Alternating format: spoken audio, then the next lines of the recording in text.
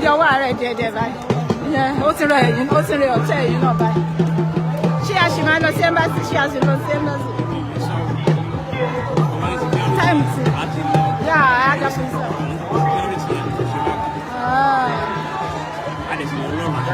Yeah, Ola Mada.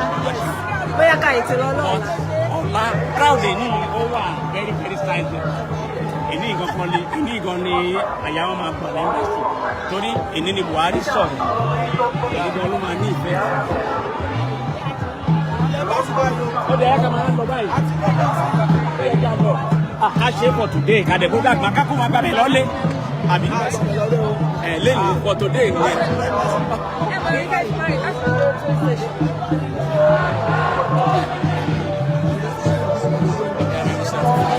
Yeah, what's fair? What's fair for me? 10 minutes, no so.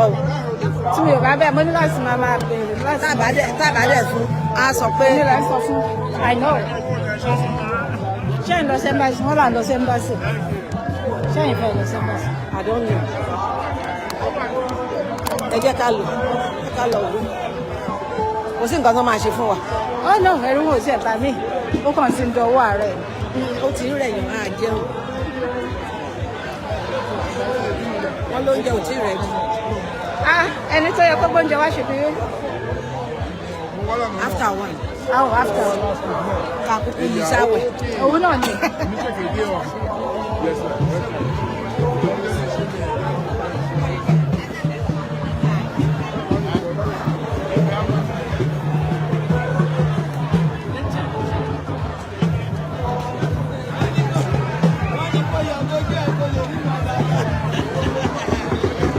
Los embassy, Nigeria house, yeah. Hello. That is one of our show.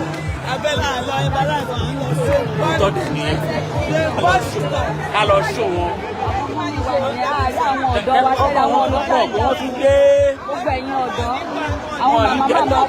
Our beautiful mummies. Wọ́n ṣe sílẹ̀ tó yà wọ́n.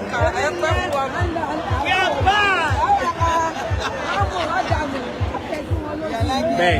Ẹ pẹ̀lẹ́ ṣé bí o ti ń pa yín báyìí? No, ó kàn ti rẹ̀ mí. Bẹ́ẹ̀ ni, yes. Ẹ yà máa mú mi. Ó yá ní ẹ bá ṣe àná. Bẹ́ẹ̀ ni.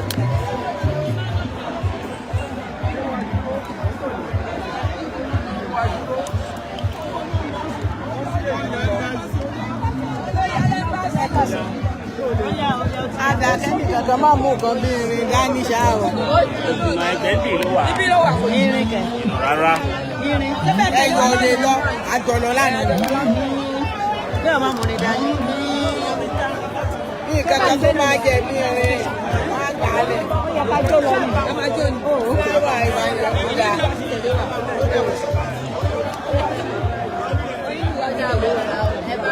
Ṣé máa já mi?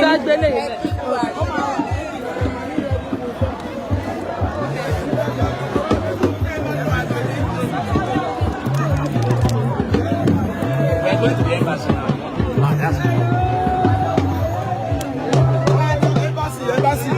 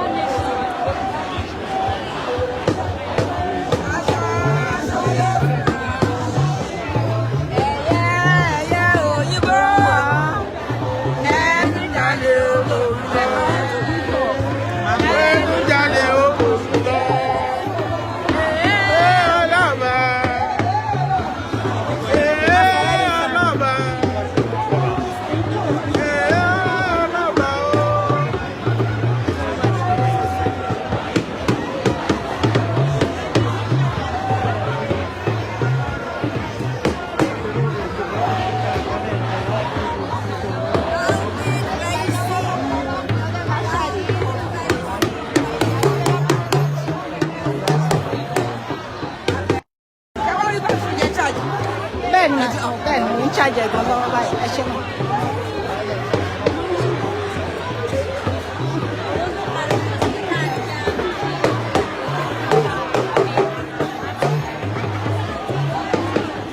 Right now I'm lost in Nigeria embassy.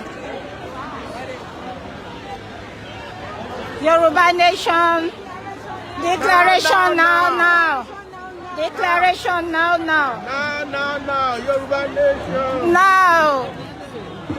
Declaration now. Yoruba Nation. Now. Declaration.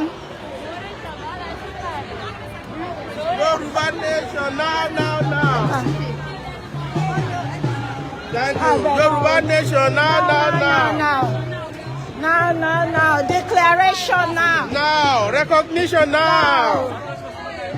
Recognition now. Recognition now. Declaration now. Yeah, recognition now. Recognition now. Recognition now. Declaration now. Recognition now. Yes. Yes. Recognition now. Recognition now. Nigeria to save lives. Recognition now. Nigeria to save lives. Nigeria to save lives. Nigeria to save lives. Nigeria to save lives. Oh, Dudua Nation recognition now. No. Declaration. Nation. No. No. Oh, may God defend her. I'm not worried. You are doing good. You You are doing good. Everybody, you guys are doing good. Yes, You are doing good. No, don't get tired. We love you. Yes. No. going back. Yeah. No going back. Yoruba nation must happen. Yeah. No going back. Yoruba nation is Now. Yoruba nation out of Nigeria. Yeah, We don't want to be part of Nigeria again. No more. We don't want to be part of Nigeria again. No more. The killing is too much. Yes. Too much. Everywhere. Yes.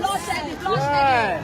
As if it is water. It is not water. No. Bloodshed is not the killing. Yes.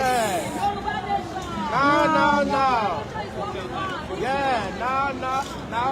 Recognition now. That's our nation. We are a nation. Yes. What? One language. Yes. We are a nation.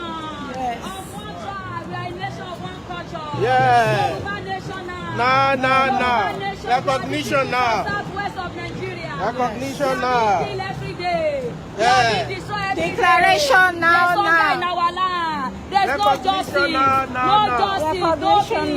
now. No security.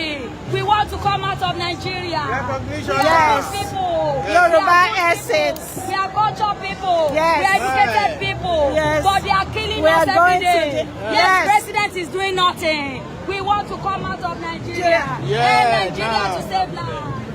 Yoruba Nation Yoruba now. Nation now. Yoruba recognition. Yoruba Nation recognition now. Declaration now. Now. Yoruba. Now.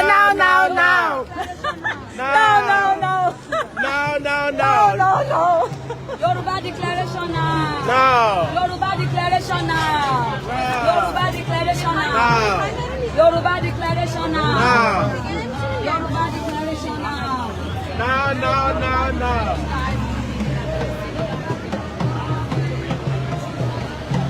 Yoruba Nation. Now. Yoruba Nation. Now. Okay, àwọn onírò iṣẹ́ ń bọ̀.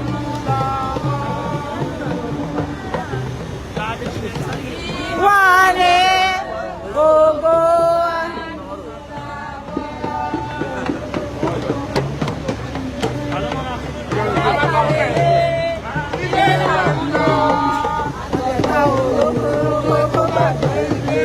Ẹ káàsán sọ.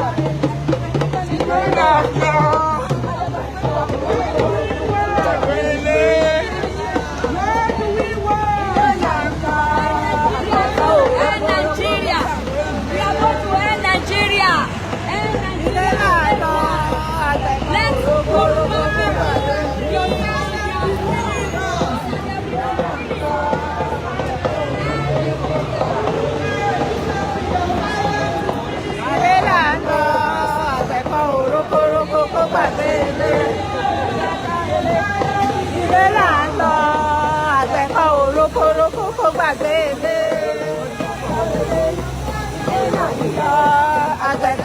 rokoroko kó gbàgbé ilé. Now. Declaration now. Yes. Declaration now. Olè. Olè. Olè. Àwọn jàgùdà pálí.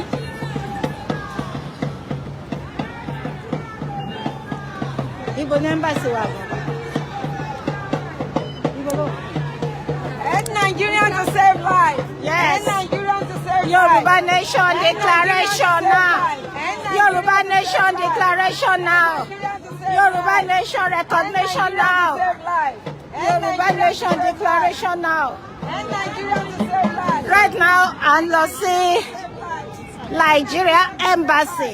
Ibẹ̀ là ń rìn lọ báyìí. A máa jó lọ ibẹ̀ là ń lọ now. The next block. Yes. Ọwọ́ nìyẹn gbogbo ẹ̀yẹ ọ̀gbìn lè dá lọ nìyẹn.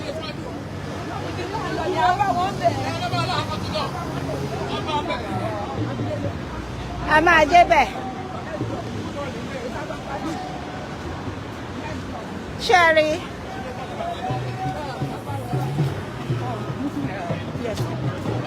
Kókó gbàgbé ilé. Ilé là ń lọ.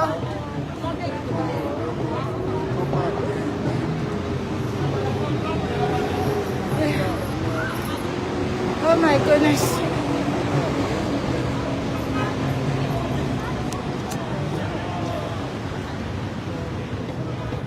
Yoruba Nation. Yoruba Nation Declaration now. Now. Oh, I'm sorry. Yoruba Nation now. Yes. Yoruba Nation Declaration now. Yes. Yoruba exit. Yes. Now. Now. Àwọn ẹrú ẹ̀ tó wà ní ẹ̀kọ́ lọ fún lọ́wọ́ kọ́ ya fídíò kọ́ lọ sẹ́ǹdì ẹ̀ fún. Yes. Bàbá yóò dẹ̀ kókò gbọ́nràn. Kò gbọ́ràn. Kò tí ọmọ bí táyé kọjú sí I think. Ó mọ̀. Ó fẹ́ parun. Very soon náà ló máa parun. Àmì Jésù. Orí ìyá ìtì. Àmì. Yoruba Nation Declaration.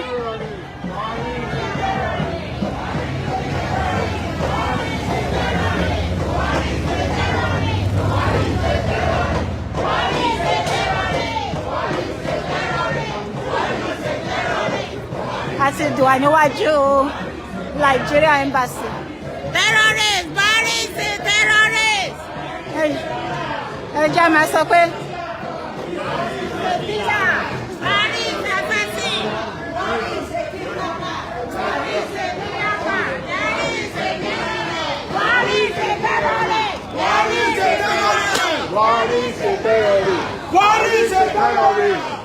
A wà níwájú Embassy Nigeria.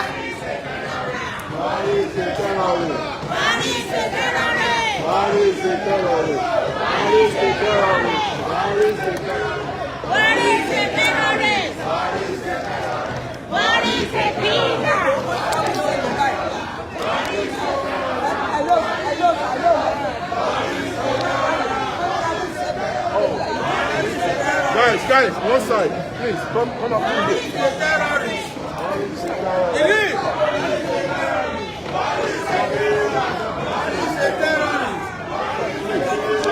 What is a terrorist?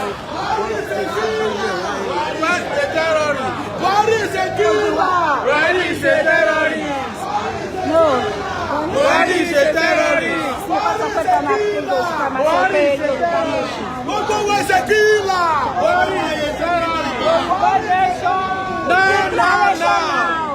Yoruba Nation recognition. No. Yoruba Nation recognition. No. Yoruba Nation Declaration now. Yes. Yoruba Nation. Oh, God. Ẹ jẹ́ ká wá máa sọ Yoruba Nation Declaration now. Okay, yes. Okay. Yoruba Nation ẹ sọ fún wọn. Declaration now.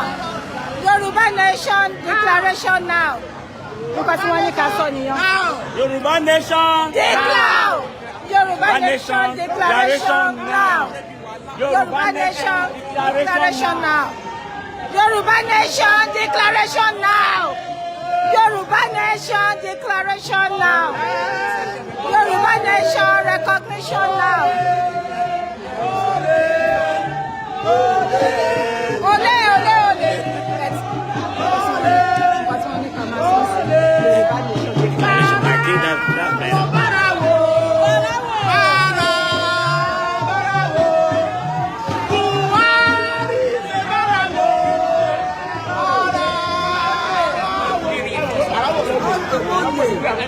Àwọn olè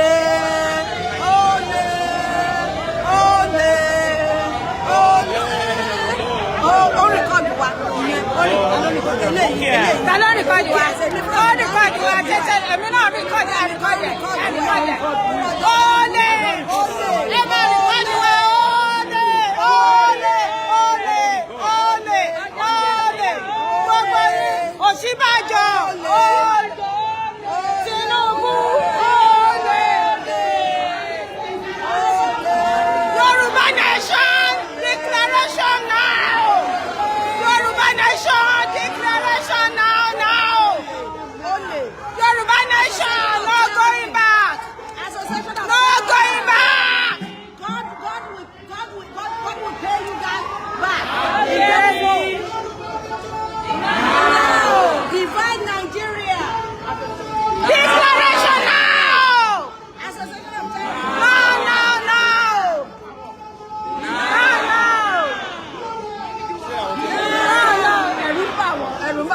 Anyone take a video? Èmi fúnra mi gan ti take video tí kí ló máa ṣe fún wa? Ta ló bẹ̀rù yín àwọn bẹ̀rù yín? Bẹ̀rù yín. This is not Nigeria. Bẹ̀rù yín. No shaking. No shaking. Ṣé terrorist? Buhari is a terrorist. Buhari is a terrorist. Gbogbo yín ọ̀lẹ ní gbogbo yín. Ọ̀lẹ ní gbogbo yín. Gbogbo yín ọ̀lẹ ní yín. Bẹ̀rù wa. No criminals. No terrorist. Ọ̀ṣínbàjò is a terrorist. Buhari is a terrorist. Buhari is a terrorist. Ọ̀ṣínbàjò is a terrorist. Ọ̀ṣínbàjò is a terrorist. Buhari is a terrorist. Buhari is a terrorist. Ọ̀ṣínbàjò is a terrorist. Ọ̀ṣínbàjò is a terrorist. Yoruba Nation government officials, they are terrorists. Yes, they are all terrorists. Nigeria officials, they are terrorists. We are not scared of you.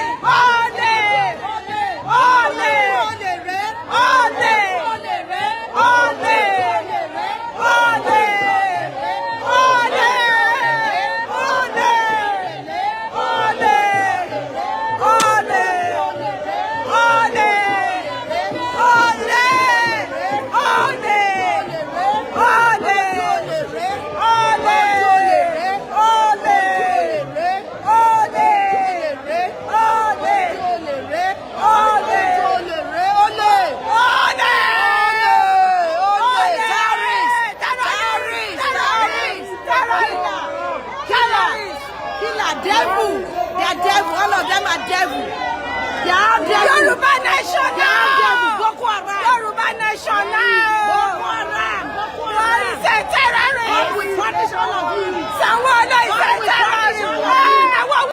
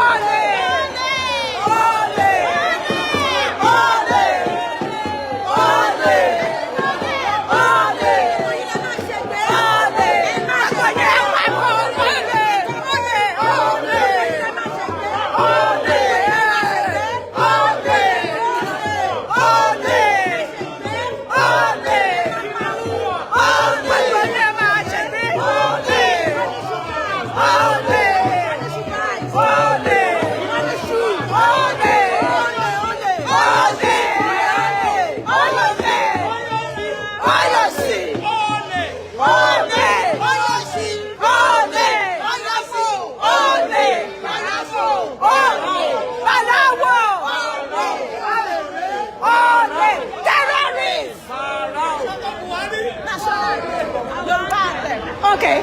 Iṣẹ́ wa fúnlẹ̀ wá. Orílẹ̀-èdè wa. Kàgbéga, kàgbéga, kàgbéga fàyè. Ìgbàgbọ́ wa ní pé àfibẹ̀rù làbọ̀ mọ́. Àwọn olè àlọ́ ti ṣe Yorùbá nation lẹ̀. Ká ṣiṣẹ́ ká dọ̀la. Àwọn terrorists máa tó ìlera.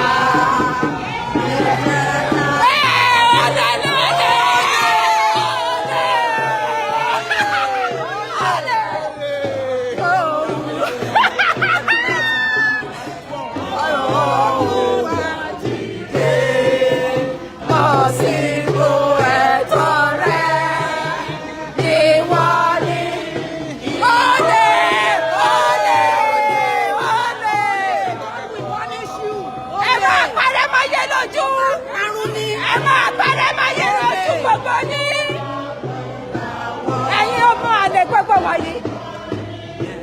Ìmọ̀lẹ̀ gbogbo.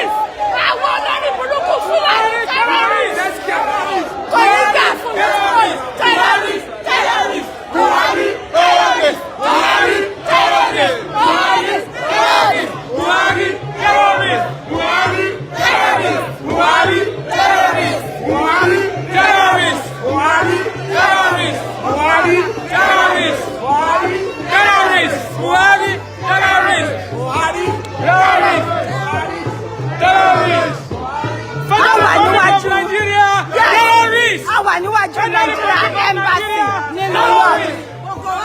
Republic of Nigeria, Kilo. Yes.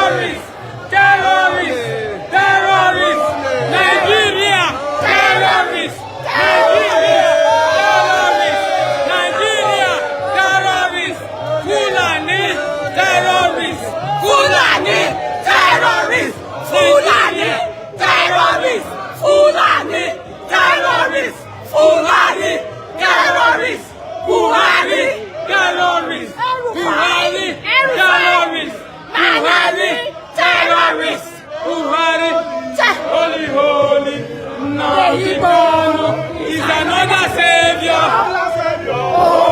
Holy, holy, Nnamdi Kanu is another savior. Holy, holy, Nnamdi Kanu is another savior. Holy, holy, Nnamdi Kanu is another savior. Fulani terrorists! Holy, holy, Nnamdi Kanu is another savior. Holy, holy, Nnamdi Kanu is another savior. Holy, holy, Nnamdi Kanu is another savior. Holy, Fulani terrorists! Fulani terrorists! Fulani terrorists! Fulani terrorists! Fulani terrorists! Nnamdi Kanu is another savior.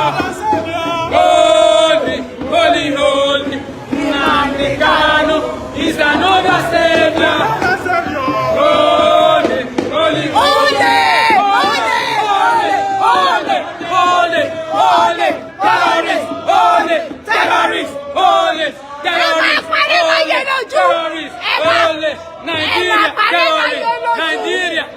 terrorists. Nnamdi Kanu is another savior. Holy. Nnamdi Kanu is another savior.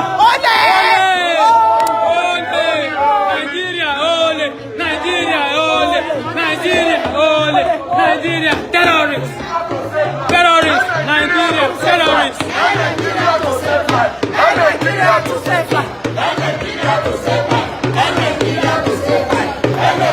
To save life. Nigeria to save life. To save life. Nigeria to save life. Nigeria to save life. Nigeria to save life. Nigeria to save life. Nigeria to save life. Stop Nigeria to save life. To save life. Stop Nigeria to save life. To save life. Stop Nigeria to save life.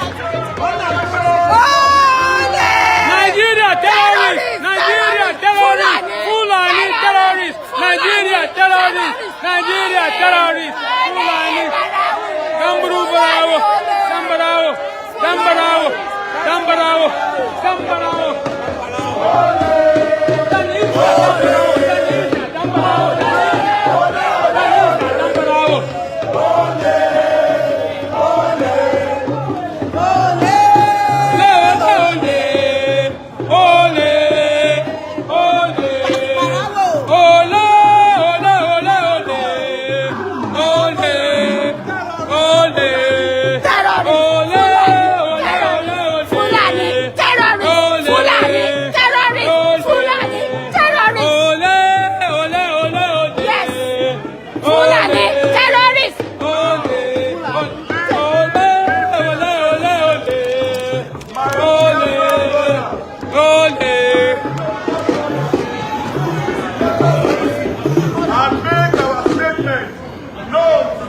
Okay. So the representative of the Nigerian government Of the soul.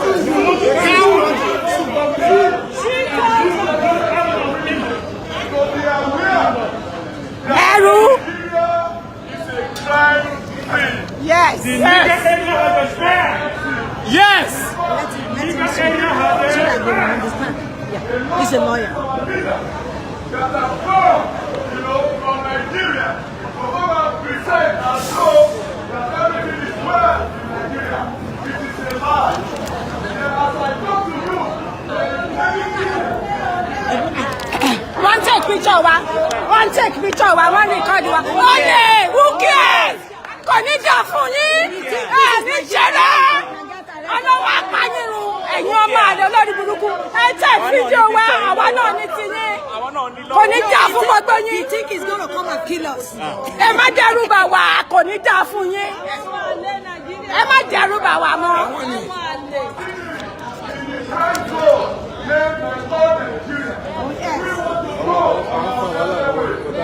Wọ́n rìkọ́dù wa. Wọ́n ti rìkọ́dù wa. Àmì gan rìkọ́dù wọn. Mo rìkọ́dù àwọn wèrè. Yes. Wọ́n rò pa àbẹ̀rẹ̀ àwọn tí wọ́n rìkọ́dù wa. Àti kí n tún wà ní. Fuck your country. That shithole country. Shithole country. Ẹ̀rù wa ń bà wá. Wọ́n halẹ̀ mọ́ wa. Àwọn ọmọ àlè. Ẹ ṣé màmí. Bí ẹ̀sọ́ mi ti fẹ́ hàn. Mo bìrì àwa. Ẹ ṣé.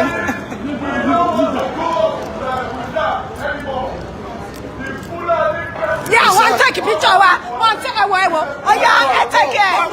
Fuck you, fuck you, fuck you, fuck you. Yeah, ole,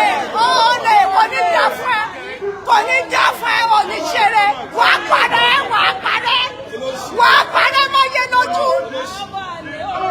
Wa pare, on take picture wa ni. Wa shege, on take picture.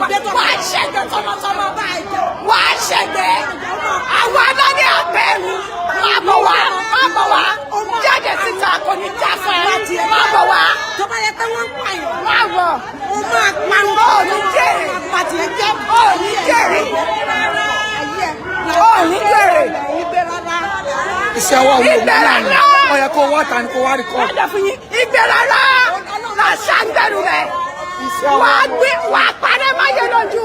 Àti rán ẹ. Ẹ̀yin olórí. Ọmọ bí ló máa ṣòfò lójú ẹ. Ẹ ṣe Èdùmàrè. Tó bá jẹ́ pé wọ́n pààyàn. Pé they kill. Ẹ ṣe Èdùmàrè.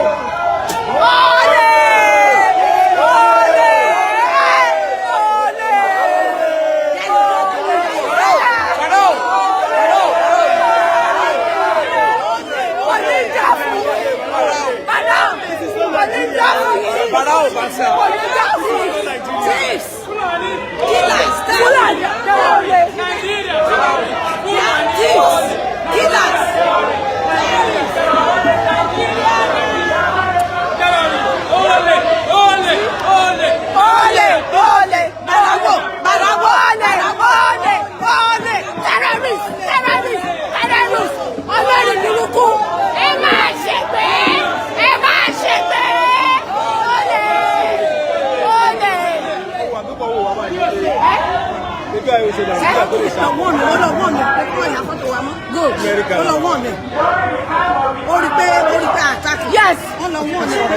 Yes. I just want my yama to need daddy. Why can't I robot? Mo ní tí wọ́n ó lè fẹ́ràn fún ọ̀gá rẹ̀ nílé.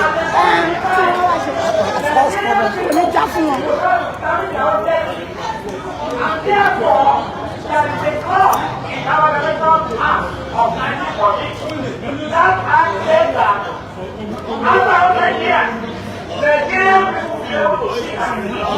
If they want to be together or not.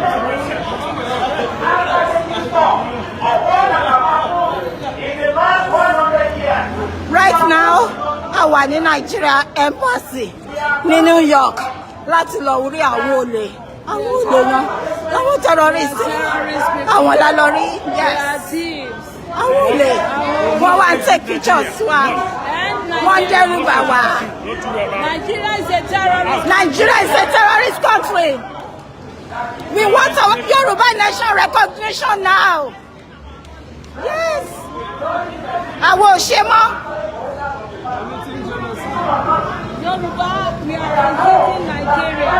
We want to exit Nigeria. We are coming for you. My God.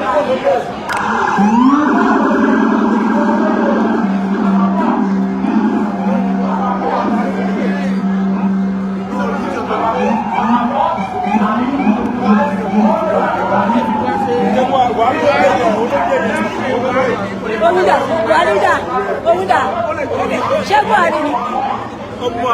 Ọmọ àlè àbọ̀mọ̀ àlè kó má bọ̀ wá síbí báyìí. À ń dúró dè.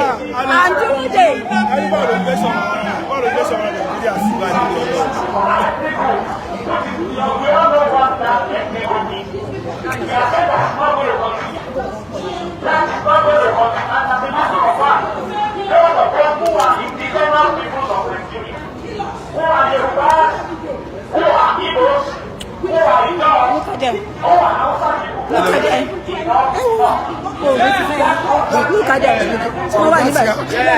Bàbá rẹ̀ bèbí náà. Ìgbà tá a dé níbẹ̀, Sherry, wọ́n take video, wọ́n take camera. Èyí tó bá ti ń jà. Àwọn ò bẹ̀rù.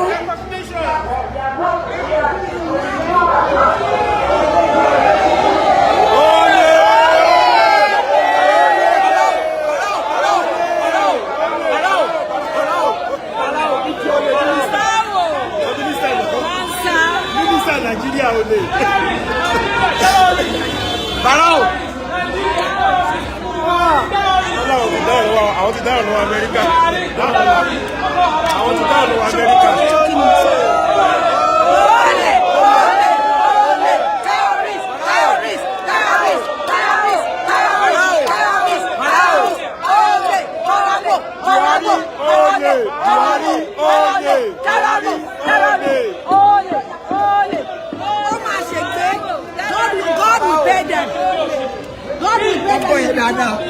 God will pay them in return.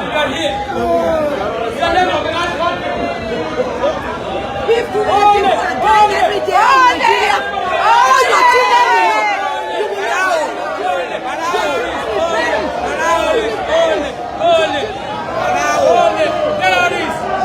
Terrorists, look at him. Olè.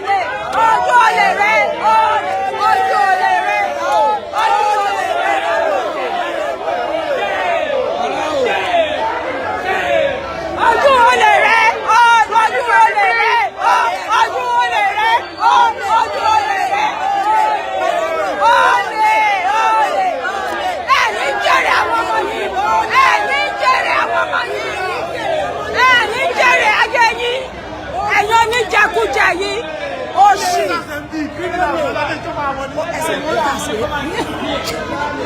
ẹgbẹ́ dúró bá ṣe dúró ẹgbẹ́ máa kó fún wọn bẹ́ẹ̀ ẹsẹ̀ wọn kà sí wọ́n ti dọ́gbọ́n wọ́n máa ṣòfò ní.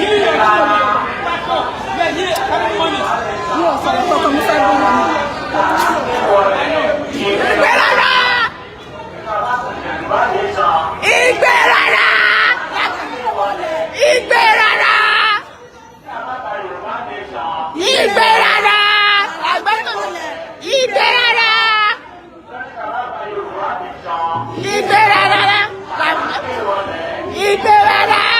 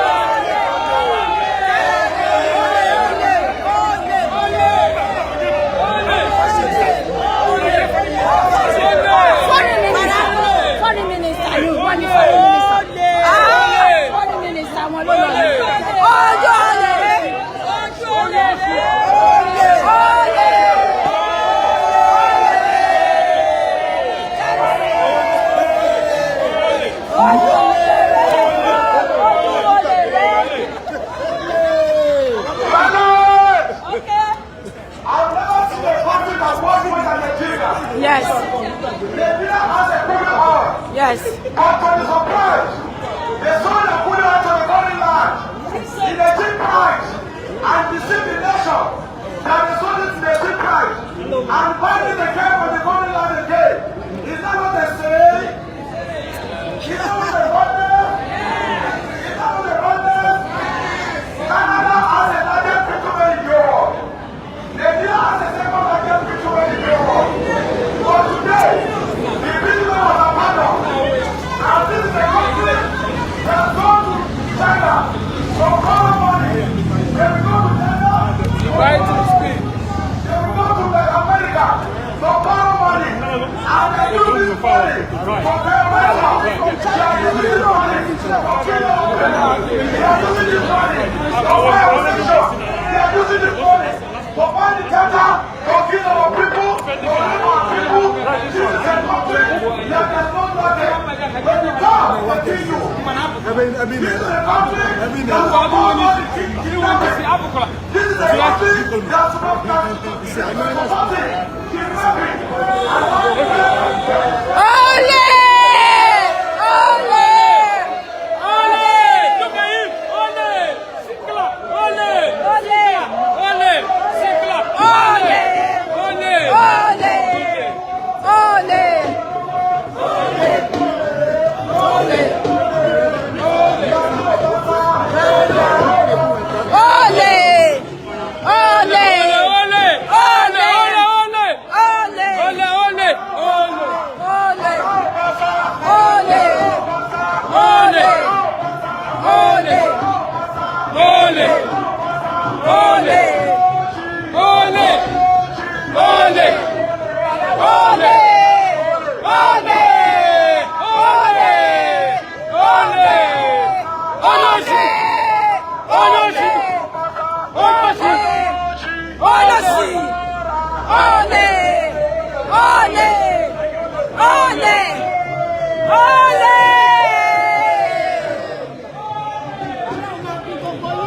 God will punish all of you.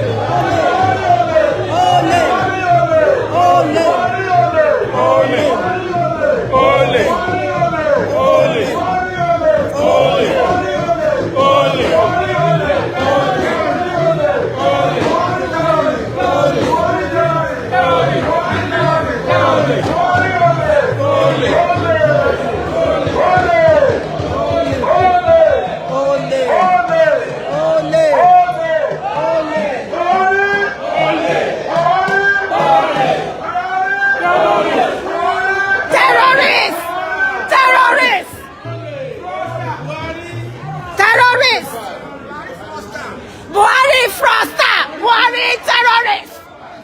Buhari wolule!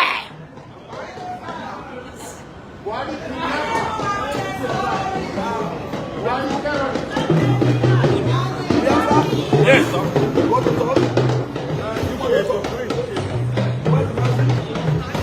And do the Buhari.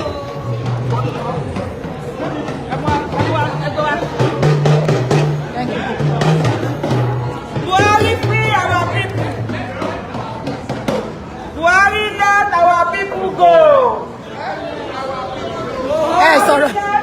ti rẹ̀ yín àbí àìní èmi kàn ń pariwo mo fẹ́ sọ̀rọ̀ lẹ́ẹ̀kan tẹ́lẹ̀ rẹ̀ ohun mi ká ohun mi sọ wọ́n tẹ̀kì ìjọba wọ́n tẹ̀kì èmi ní òbí là ń sọ fún mo mọ̀ pé mi ò lè wọ́n ti dé olè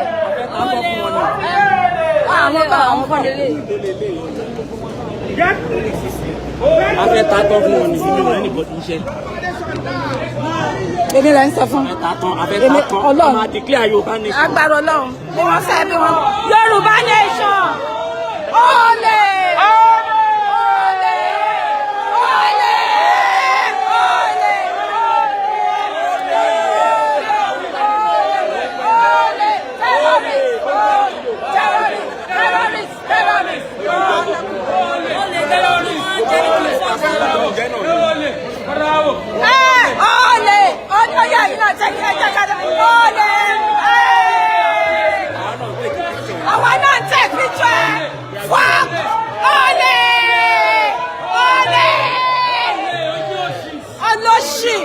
Fuck you! Olóṣì! Tàlẹ́dẹ́rùbà! Tàlàjà yín pẹ̀rù mọ́! Tàlàpọ̀lọ́ yín kò ní jà fún yín! Kílà olè terrorist! Ẹgbẹ́ Buhari wá síbí báyìí kó wá bá wa sọ̀rọ̀ náà. Ẹgbẹ́ Buhari wá! We want to talk to Buhari. Bring him out! We are going to sit down. We are going to sell it. We are going to sell this house. We're going to sell it. Yes. Yeah. We're going to combine and seize it and sell it. Yes.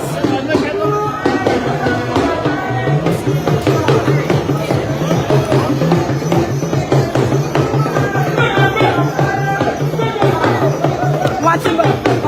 They are coming. They are coming. Come on.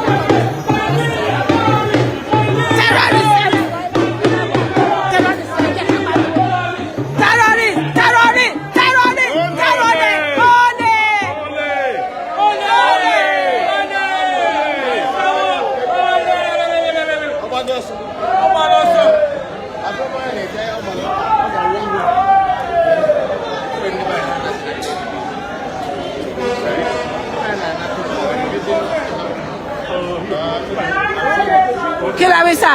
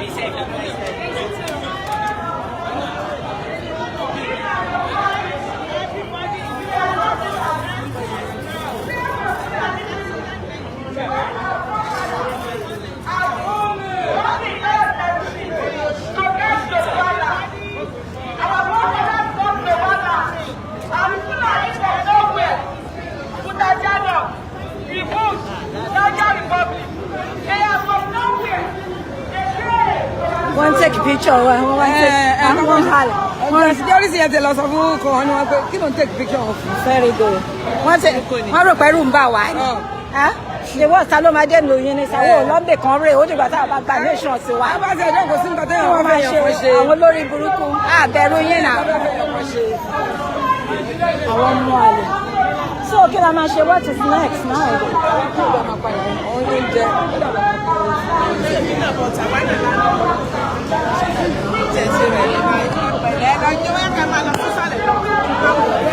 Èmi gan lọ jókòó báyìí. Mo ní kẹ́ máa lọ sí táwọn àgbàlagbà. Ẹ pẹ̀lẹ́ mà. Kí ni iṣẹ́ ìyálájé náà ní ẹbí? Fúnkẹ́ Ìyálájé. Wọ́n subscribe. Ẹ ṣé. Mi ò lè sọ̀rọ̀ kankan. Ó ti rẹ̀ mí. Mo lọ ń jókòó, ó dàbí pé mo lọ máa lọ jókòó. Ẹ mú nǹkan ṣe mú Ó yà àmọ́rú omi. Ókè o, gbogbo lé. Ó dìgbà o, a wà níwájú ẹ ṣàlàyé fún wọn bí táwa. A wà níwájú Nigerian Embassy o. Ibẹ̀ làwọn àtàtì protect o. We want to exit Nigeria. Nigeria is not working. It's not working. Buhari is killing us. Nigerian nation, do something. Do something. We want to exit Nigeria. Mo lè wà látàárọ̀. Ẹ wo, ókè o, gbogbo lé. Tí bá débi tá a máa dé síbẹ̀ mo lọ sí. Àná tí ì lọ sóòtà yìí. àti ìlọ. Ó ní òòtà yìí fi Jẹ́sì. Ókè o, ó tún dọ̀la o, gbogbo lé. Ẹ ṣé o. Ìyálájé, ẹ ṣé o, ẹ kú iṣẹ́ takuntakun. Ebi ìsúnmọ́ jẹ́sì. Lórí àwọn ilẹ̀ wà jẹ́